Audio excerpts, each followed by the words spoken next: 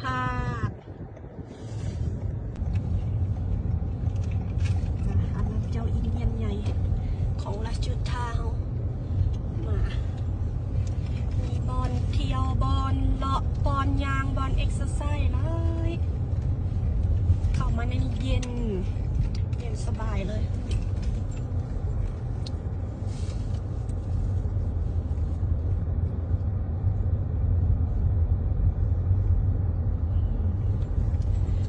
ธรรมดาคนกะลายบิ๊กกินคนกะลายเราแต่ผู้ใดสะดวกมายามใดมือใดเนาะสวนสาธารณะ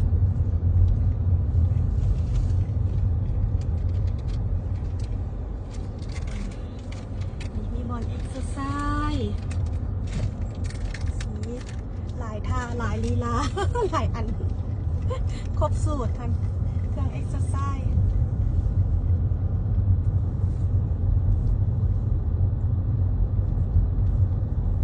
เรื่อยๆพาคิงกับบางพ่วงมันนี่รถหลายเขาเจ้าเห็นอย่างกับสถานที่ยากของรัฐบาลแซงค่ะ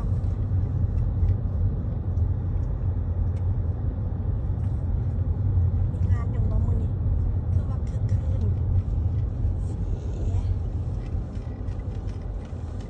มีหลานพากันมานั่งนี่ซื้ออาหารซื้อขนมซื้อน้ำแซ่บๆมาแล้วค่ะนั่งนิ่มบอลเด็กน้อยนี่นะมีหัวอ้อมเอาหมอเอเมะเพื่อความปลอดภัยเนาะเด็กน้อยแห่งใบพอเมียเผลอแลนออกทางใกล้พักคิงเซฟตี้เฟิร์สอยู่นี่นะโอ้ยงามหลายงามขึ้นหลายมาปีละเทือเอาไปเลาะหลายบอล ตั้งแต่ก็2 ปีได้คำมาเห็นกับเปลี่ยนเป็นหลายเด้เด็กเอเรียนอนพักผ่อนเด็กพาร์ตี้ก็ได้ฮาลักกี้ถอยก้นใส่นี่สบายใกล้ห้องน้ำสะอาดไป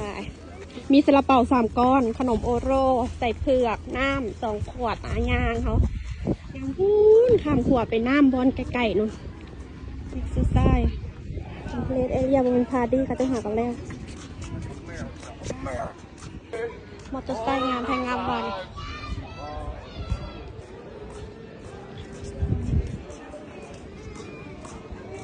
กว้างขวางเลสเอเรียบอลพักผ่อนชุมนุมพาดอกพาร์ตี้ห้องน้ำสะอาดโอ้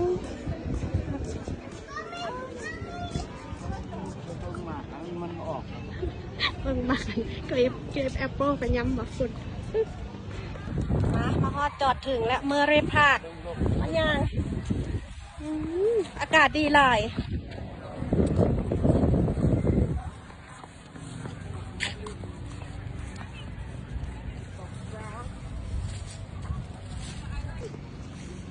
ยัง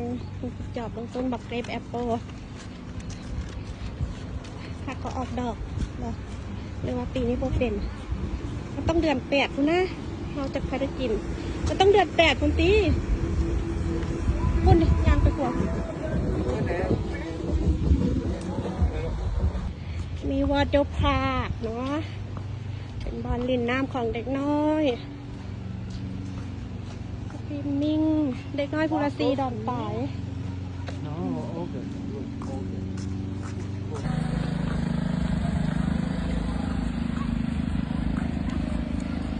เสียงน้ำเย็นฉ่ำเลย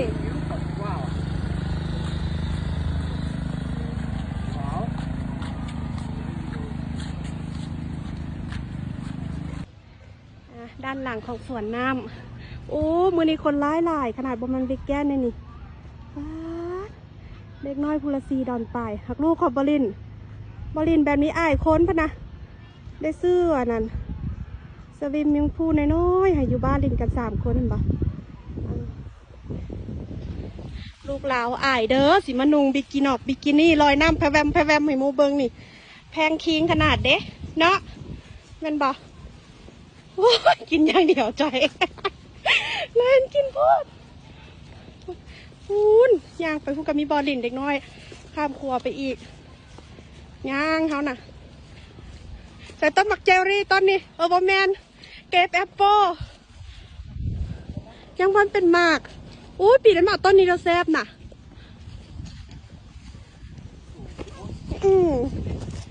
สูงเดือน8 เดือน 9พุ่นตียังบ่ออกดอกเท่าซ้ำทีสุดเลยนี่บรรยากาศแคมห่วยแคมหนองแคมห้อง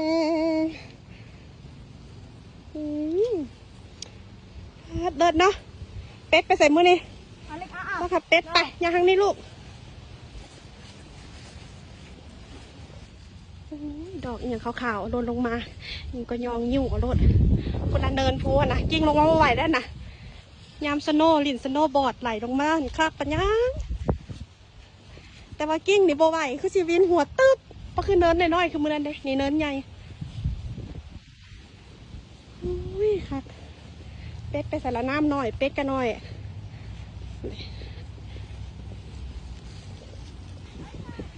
เดินได้มาเห็นหน้าเจ้าห่านน้ำฮัลโหลเป็นห่านหรือเป็นงูมาคู่กันฟอดเฮ้ยน้ำขึ้นหน่อยเทพักเจ้าเขาปล่อยน้ำมาหน่อยบ่ชื่นใจนั่นบ่มาชื่นใจมันบ่ติดป้ายห้ามเอาเนื้อให้ซัดนี่มันสีติดมันสีแลนใส่มันสีบอยู่เหมาะแม่พอมัน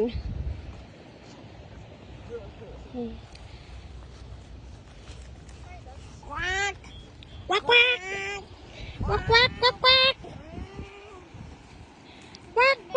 ฮัลโหลhow are you eat good ไปแล้วโอ้ยจอยเอ้ยมากันแลนจะเป็ดจะหันโอ้ยจะแม่มีแต่บอลงามเอาซ้อมหาบอลนางกินข้าวสักก่อนสักกระเป๋า3 ก้อนนี่แล้วก็ชิ้นย่างไปทางนี่ปลานี่มาหลายรอบนี่บริย่างไปตาเถื่อมือนี่สิตั้งใจย่างให้มันสุดเห็นมันหูมันเห็นมันสิสุดจะเสร็จนี่ขวานี่นั่งแต่มักธรรมชาติมันบอกไปนั่งพุ่งมีซาลาเปา3 ก้อนกินเอาแห้งกันยางไปทางนั้นบรรยากาศนะทุกคนโอ้ยมันก็รอดนะนี่ตายคือสุดกินก้อนลูกมามียังไม่ได้กินข้าวสวยค่ะดิ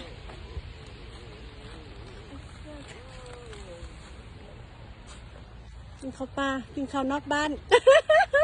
ชีวิตมันง่ายเกินโอ้ยไม่อย่างยากนางกินไปกินมันสบายโพดเจ้าบลุก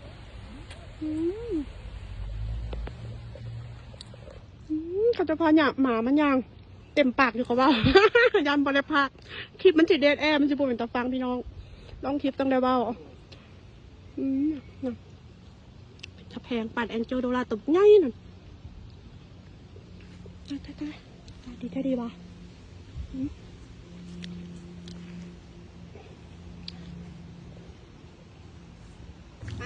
จะพาทัวร์ปลาเมื่อนี่หนักมาหลายรอบแต่ยังพอนั้นไปทางนี้ว่ามันจะฮอดใส่ไปซุดจะใส่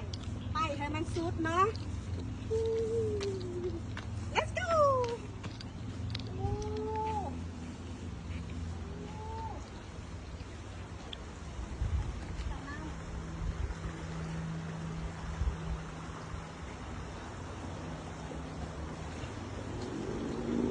มีไข่หินมีเทาเด้มีสลายมีชีวีเขียวคักนั่นนี่ดิดจะไข่หินไข่หินมีเทาบอลได้พี่น้องมีชีวีเขียวรุมอยู่นะที่พ่อกินนับเทาแม่บอกว่าโอ้มีแต่ป้ายเบิ่งประทงเนาะมีแต่ป้าย What is this บุ๊ก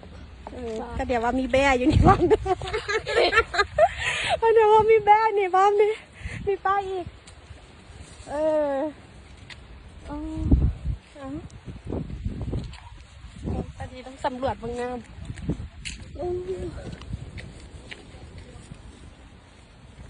โอ้มาสำรวจแล้วพี่น้องมาฮอดเสร็จดอกเดดอินอยู่นี่ละบ่ได้เข้าป่าเข้าดงนางก็อยากเข้าป่าเข้าดงมันสิฮอดใส่เนาะเดดอินฮอดนี่จ้าย่างไปตามป้ายดูมันจะมาใส่นู่น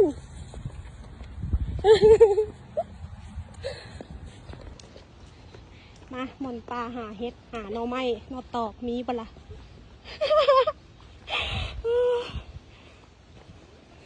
พ่อหน่อไม้พ่อเห็ดเลยสิพ่อเจ้าถิ่นสีฮอดนี่ละพี่น้องเอ้ยตั้งใจกินบักกันอิ่มมาสิยางคักๆนี่อันนั้นเป็นชุดแซนเด็ดอินคนอีกแล้วเนาะยางปีนภูไปคุณคือที่คักนั่นนะเห็นบ่เป็นห้อยเป็นร่องกันฟังเสียงน้ำก็สุดแล้วย่างไป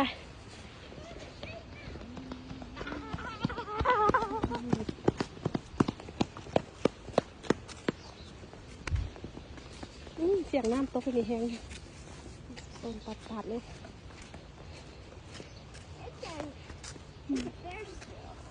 แต่แบแต่แบกับแบเลเบ็ดก็มีแบก็มีอันเดทางนะทางเป็นป่านะแล้วจะพ่อเจ้าถิ่นก่อน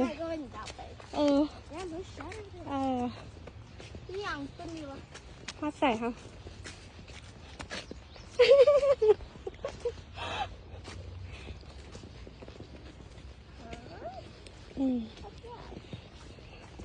สุดทีเล็กทีสีพก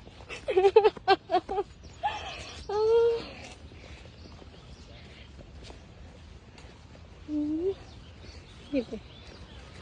น้ำไหลอันนี้คือสิไปได้ไก่อยู่อันนี้ซอสใส่บนนี้ย่างไปมาได้ลินน้ำวันไหลโอ้สีโอ้แห้งมากละนะอันนี้อีกอย่างนี่อันนี้มีบอลนางส้มพร้อมบอลข้าเจ้าบินอีโก้ป่ะโซ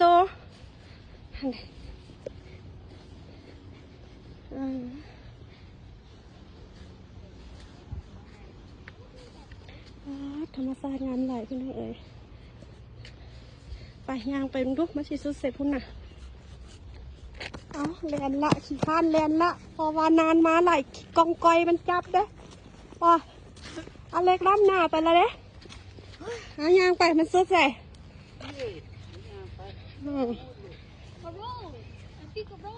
เนี่ยเหงื่อซึมแหละถือว่ากูดมีประตูพร้อมนั่นเด้เห็นรถตัวเองยังหันมาถึงบอลเขาจอดเรียบร้อยเลยนะไปยางครับพี่ลูกไปเล่นนันเพก้าไปเป็นเพก้าพุ่นไปยางลูกพูดเหงื่อยังคันซึมหาก็เครื่องไม้หนึ่งยางก็ขึ้นไปอีกลูกแต่มันเป็นไม้หนึ่งค่ะตัวลูกเอาไปจอหอมยางก่อนให้เห็นหมาแลมใจโลดอุ้ยตะแปงแต่เดี๋ยวคุณจินน้ำเพิ่นเมื่อยแล้วเพิ่นจินน้ำฮัลโหล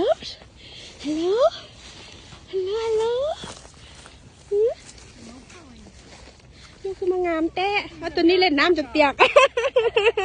มันไปสวิมมิ่งมาจนเปียกแล้วตัวนี้กูเด้ฮะ you like it good day be happy ฮะ be happy oh good I like it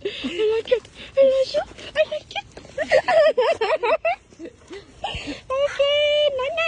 จ้ะลูกเราเห็นน้ำแลนใส่เห็นธรรมชาติ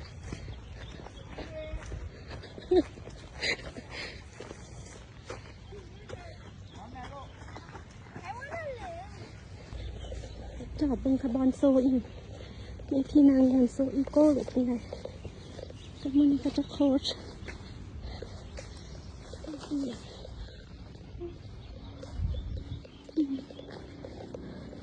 นี่บอลยางขึ้นเทิงนี่เลยมักปีนหัวภูนางเอ็กซ์ไซส์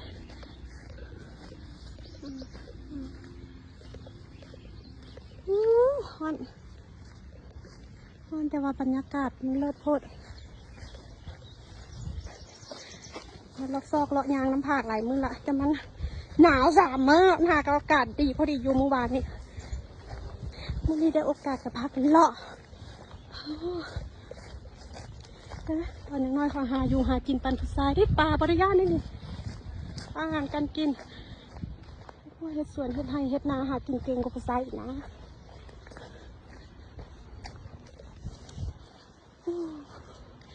ท้องฟ้าแจ่มใสอารมณ์ก็เลยแจ่มใส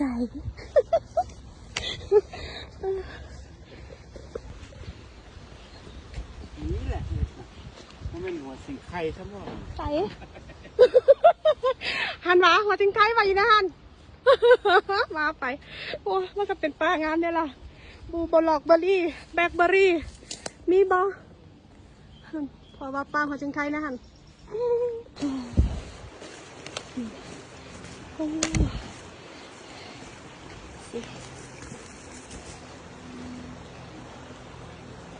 ได้เปิดมือเปิดเป็นเลยค่ะมีชีวีมีไข่หิน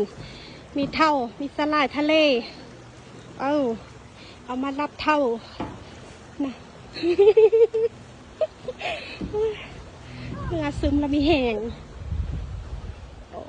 เพกาววันนี้ขับติดเสื้อคาเวอร์ไว้โอเคอุ้ยหาก็สำรวจเบิ้งให้ทั่วทุกแก่ทุกมุมกับตอนนี้พี่น้องเลยงาซึมมีแหงนี่ก็เป็นเลดเอเรียบอลหนึ่งพาดอกพาดีขัดปัญญางออกมาจากป่าหินมะพร้าวแล้วพี่น้อง มาย่างตาถ้าลูกไปลินเทก้าวพุ่นละใกล้พักคิงพุ่นละ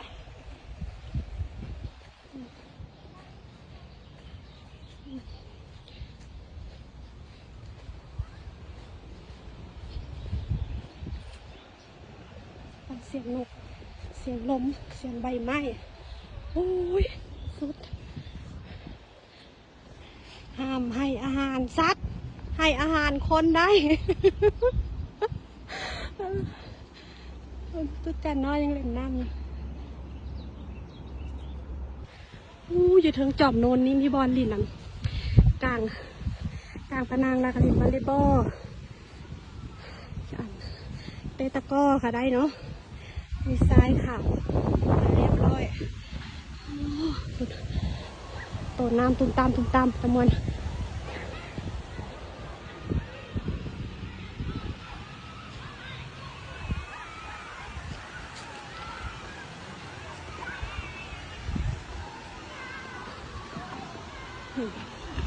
หายห้อน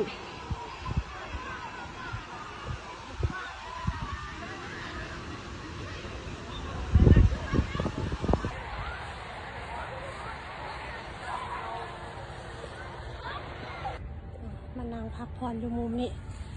คุณพ่อก็อยู่แจนั้นนะคนละแจละมุมพักผ่อนแล้วก็กลับบ้านเนาะ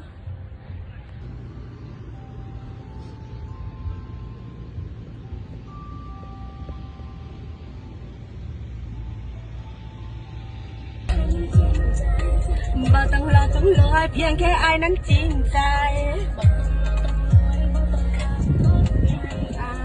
มันเปลืองน้ำมันขับรถน้อย